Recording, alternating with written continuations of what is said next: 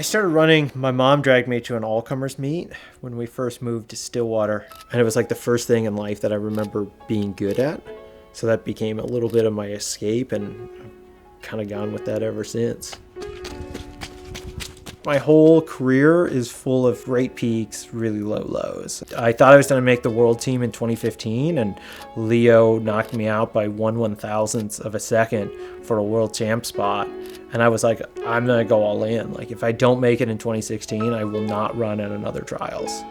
And, a year later, we made it. We flew in a few days before the first round and then pretty much left right after.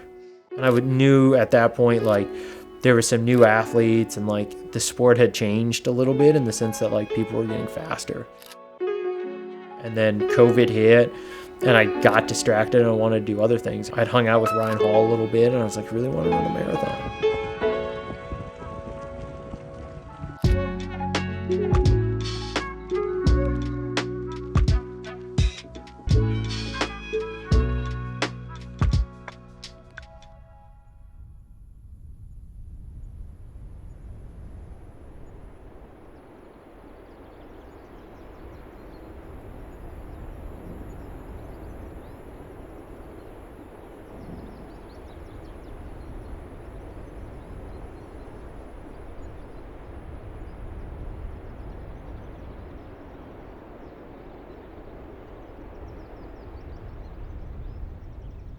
I've done a lot of like dumb stuff and failed at it, and it would suck to fail at this. Like, I want to stay in the running world for as long as possible, and there's not that many options after an ultra. After ultra, like, then you just become like the dude that does obscure things because he can't stop running, and I don't want to do that. I don't care about running. I never cared about running. I cared about what it gave me, and I have not been able to find a replacement for running. I was just a kid who wasn't very good at school, who didn't want to go to college, and been able to travel the world.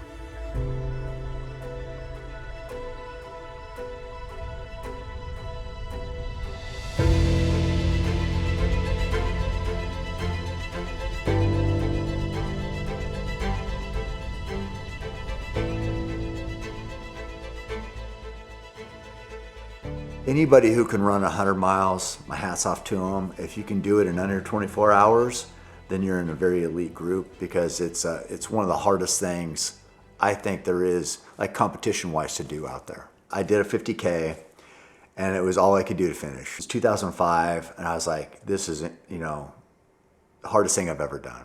And I was going down to the finish line, and these 4 guys were running back up the trail. Once I kind of recovered after finishing and, kind of licking my wounds, I was like, hey, I saw 4 guys running back up the trail. What were they doing? They said, well, they're getting ready for Western, so they're doubling today. I'm like, what's that?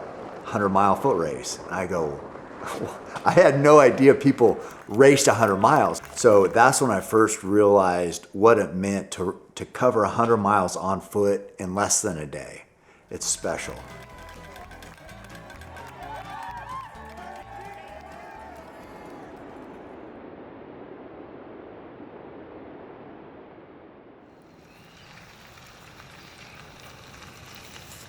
I think that there are a lot of people that come to the end of their track career and are like happy to hang up their shoes. They put in their time, but Ben just still really loves to run. Like, it's something that is very fundamental, I think, to his being.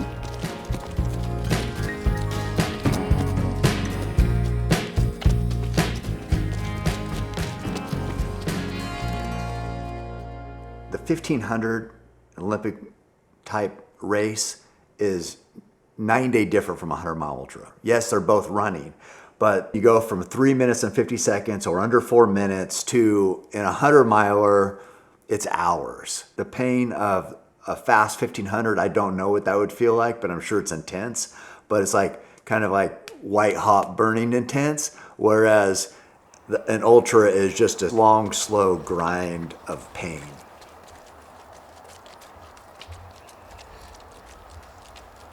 So much of my track career hasn't prepared me for this.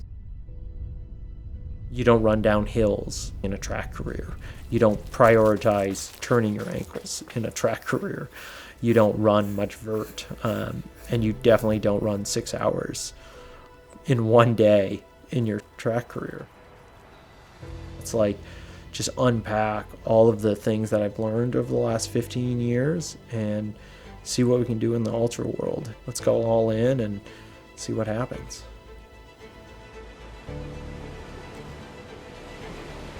I'm Emily Howland, and I run with Ben. He's like just starting to do this trail thing, and he's so full of excitement and stoke for it, and he's an insanely talented runner and full of speed and athleticism.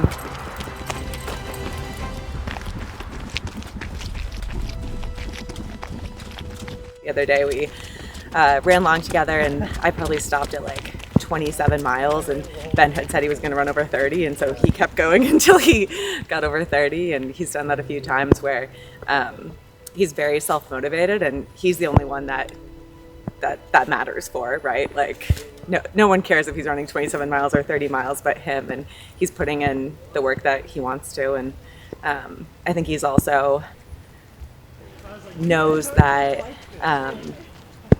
that he doesn't know everything about running long distances, and I think he's approaching it with a real like eagerness to learn. The thought process, right, is like lighter is faster, and that's not always true. So I took the opportunity just to like, let's just get in the gym and do stuff that I'm really uncomfortable doing, and find spaces that I don't often find. I've become super short from all the miles over the years, and trying to open up that length and really become more dynamic and a better athlete.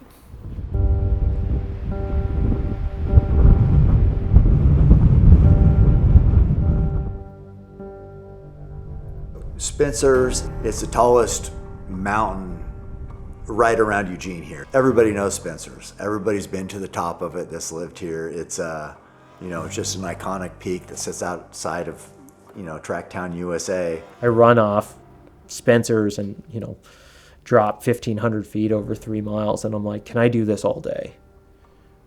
And hopefully the answer is yes. I feel like I have a lot of background in running, but the one thing I don't have is time on my feet. I've spent tons of years of my life running 100-mile weeks, but I've never run 27 hours in a week. So I've kind of done this crash course the last 6 to 8 weeks of just like, can I just punish my legs and punish my body? He's trying to get 10,000 feet of gain a day, which where he parks down at the bottom, it's about 1,500 per lap. And so each lap would be about 7 miles. 10,000 feet of climbing a day, that adds up.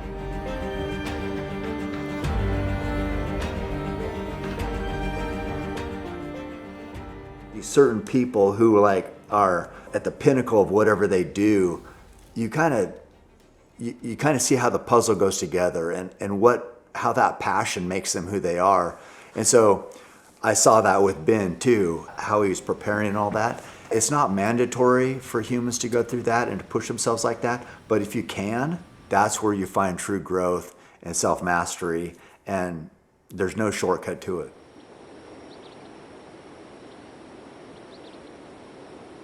Every day I'm going to be running for 6 to 8 hours, and that's why I try to constantly put on different hats.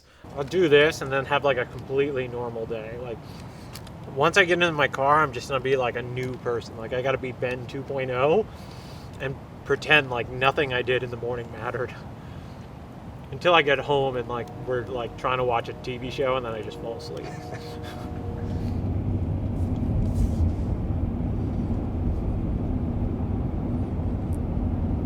So we have a public donation bin for people to donate any newer, gently used running apparel or footwear.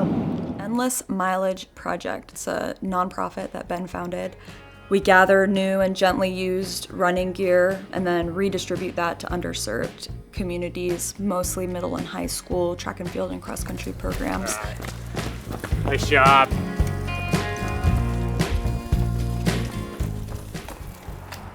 I think running has brought everything to me. And my one goal is that, like, maybe one pair of shoes changes a kid's life. They have that same opportunity I have. It's always a surprise what we get. Like, how cool is that? Some kid will be pumped.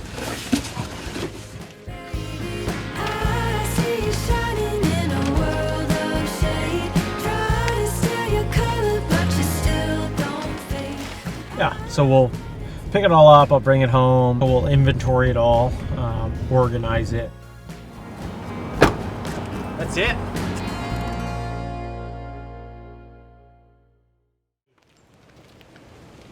Very excited. I bet. And it's Annie. Annabelle. Card coming in. Here, or I can go somewhere and order us food. It's been really cool to see him find a joy that I think maybe got a little bit lost along the way in his professional career. Yeah, he's always been very curious, and I think that that's really what the 100-miler is all about for him. You never get more than what you have. So we're gonna go out and do it.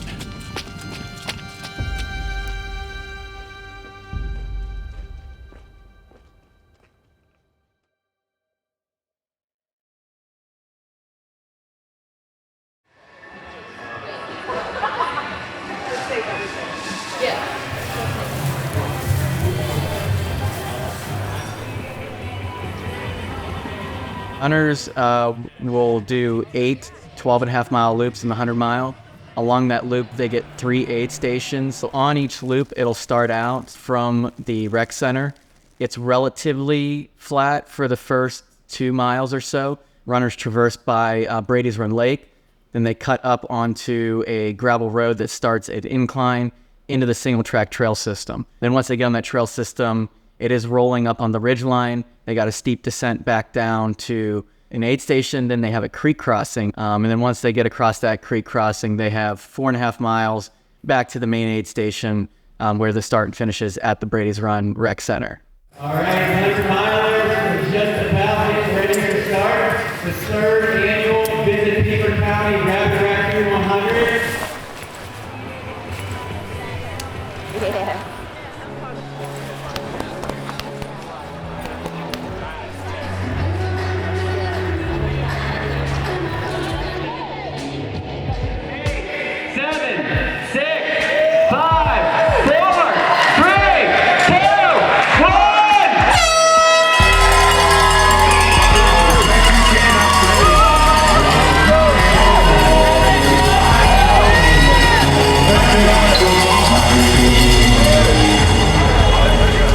Rabid Raccoon!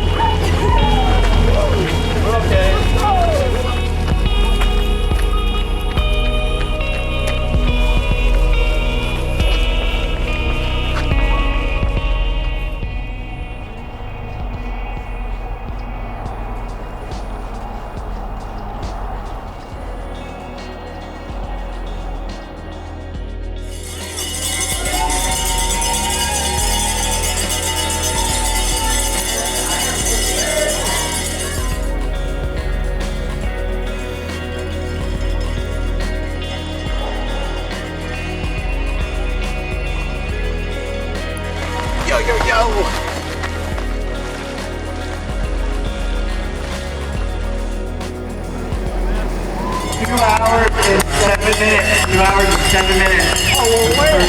How far am I behind? From the leader? Yeah. Maybe like 5 minutes. Oh. No, you're fine. You're like... We're 2 hours and 8 minutes. So, I don't know, we're like 9-minute pace maybe? I don't know, I'm bad at math.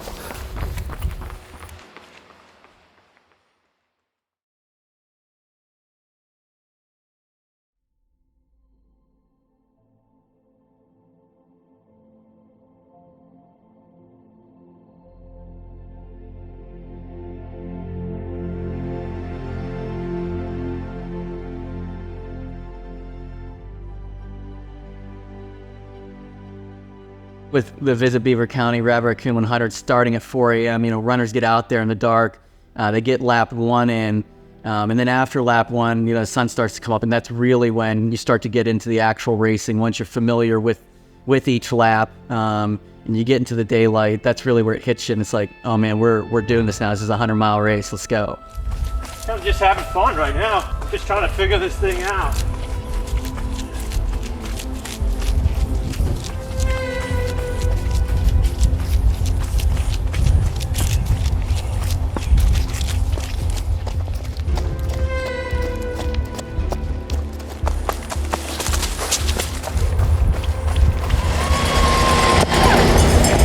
Nice job. Yeah, Heath. Let's go, man. You know the name. Stop. We got you grilled cheese. Nice job, Heath. Heath is not stopping. Clear the way for Heath, baby. Let's do it again. Okay, we have lots of stuff. Olympian Ben Blankenship, everybody. Fantastic. Let's keep this going. The Rabid Raccoon 100. Good job.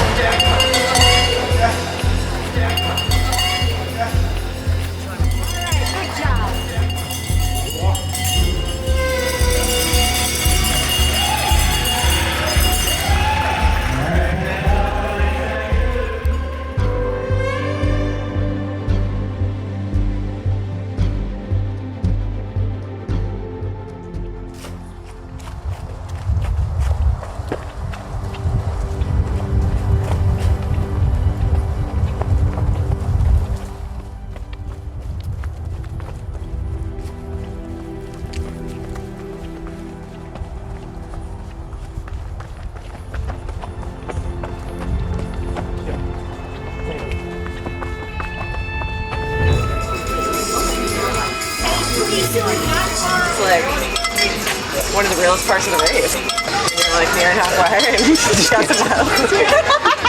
Something's scary. I can't.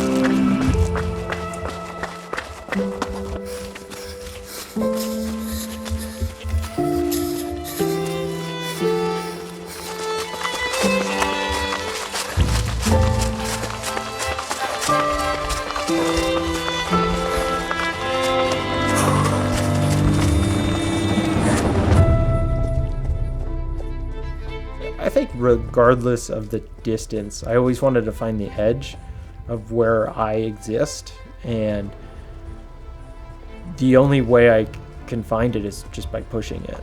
Where does my body kind of break down, where I just can't do it anymore? And I found it on the track often. I knew where it would be in the marathon pretty quick, and here I have no idea.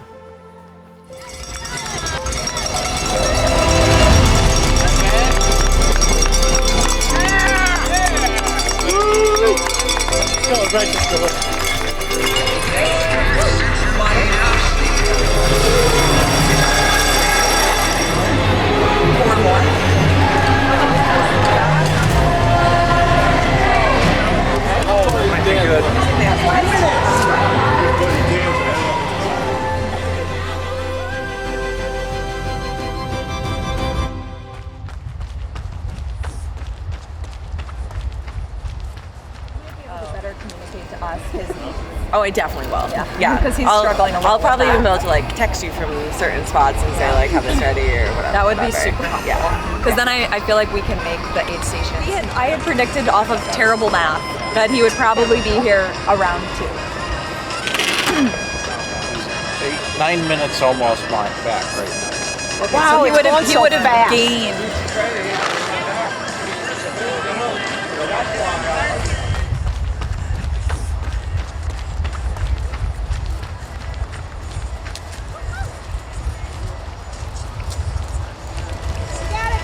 Yeah, Ben. Looking all right.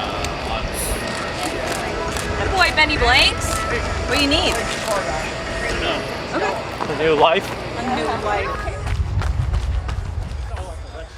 He was really, really struggling at that time, limping, just low on energy. The hardest thing for Ben so far has been like getting the right calories in, like finding the calories that he wants to eat, and so we're trying to help him like identify what sounds good and what he can keep down. Yeah, I mean, coming in on the third lap to really be struggling that much already so early on in the race, and that's really not what you want to see in an 8-lap, 100-mile race. Don't pull yourself down.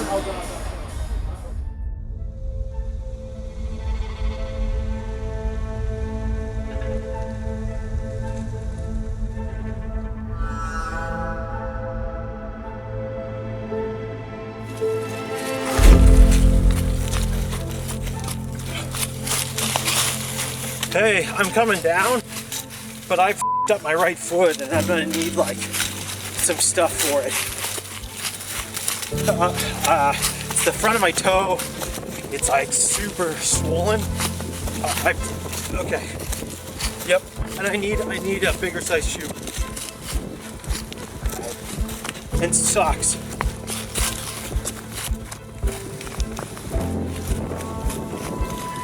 Miles all mental, man. Just got through it. Yeah. This is all physical and mental, I guess. I don't know.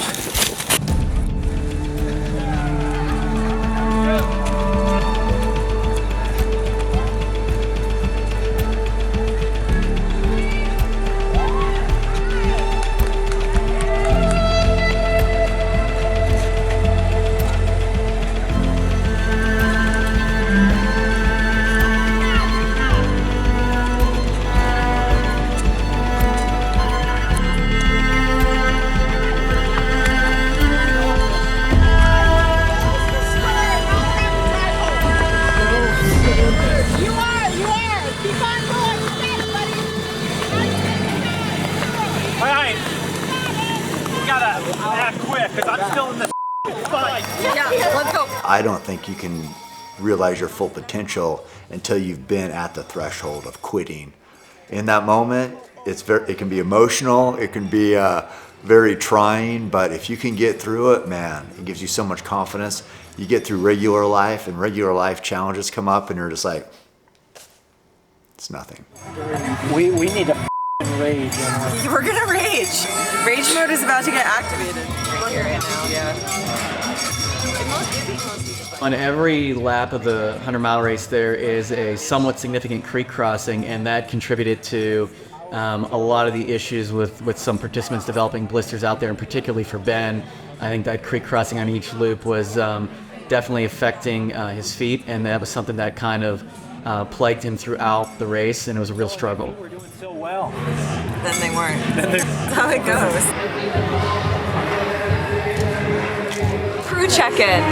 The beautiful Emily came here to help pace, and on this lap, she's going to help lift him up in these last, 40 miles. Where's your other class?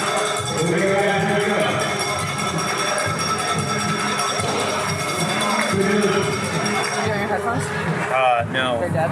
No, they're fine. I haven't used them. Everything else okay? Yeah. I think so. 60%. Perfect. Alright. You want the towel?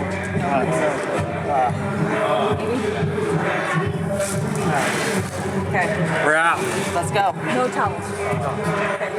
Let's go, Benny Blankenship.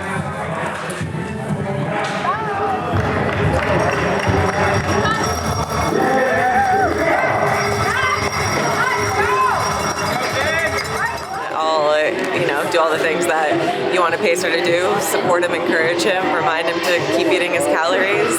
He's going to get dumber and dumber as the miles go by, so helping him navigate that lack of intelligence.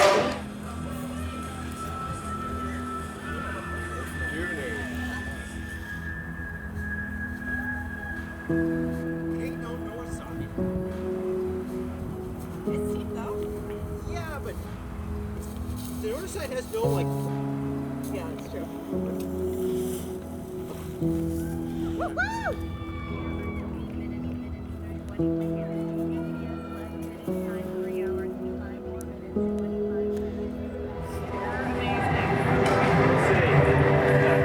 You don't need headphones. You don't need headphones. You got it. Get out there. Let's go, guys. Rage! Time to rage! Oh, we're raging. That's what I think I was fucking myself earlier.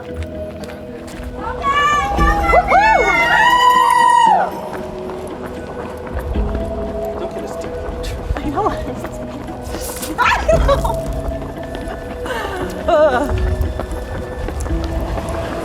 He can't be hurting too much. He's still squirting his crew with ginger ale. I would once call myself super mentally tough, that I was really good at that game, but I haven't been in a race that's 20 hours long. I haven't seen the sunrise and sunset and be like, okay, I still have some miles to run. So I'm terrified of that. I'm terrified of like the moment like everything starts to crumble and like, what do I do then? But I'm excited by it. At least I think I am.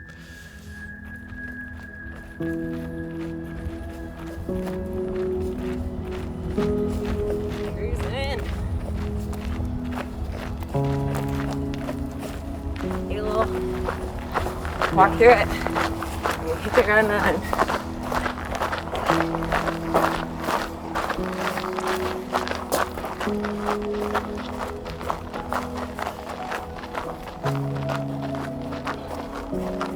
Pink mark. Where? Right there. This tree. This one? Yeah. Yeah.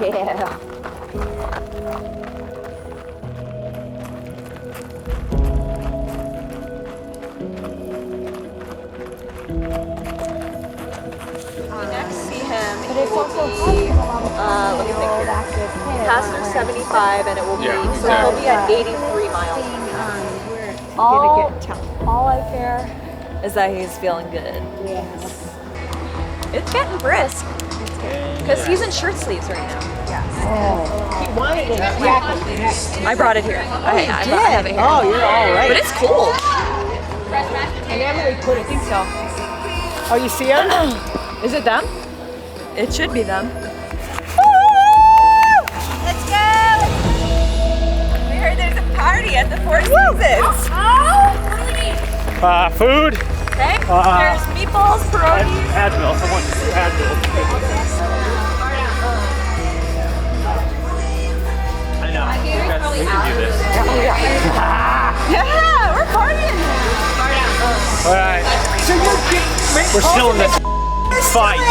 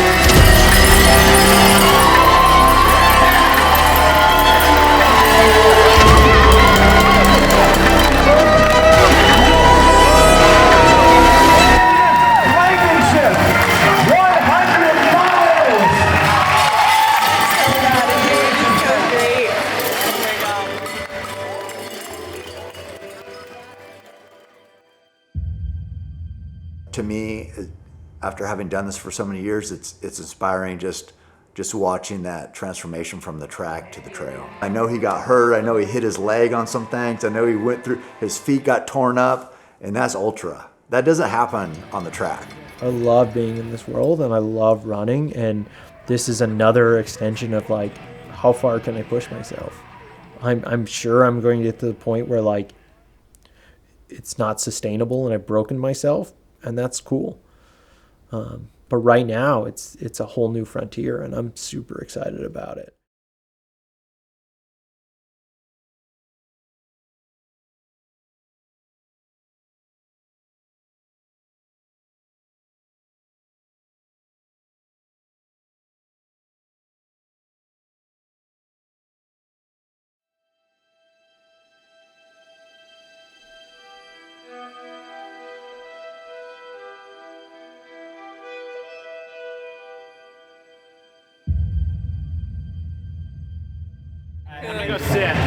That's a rabid raccoon. That's what that is.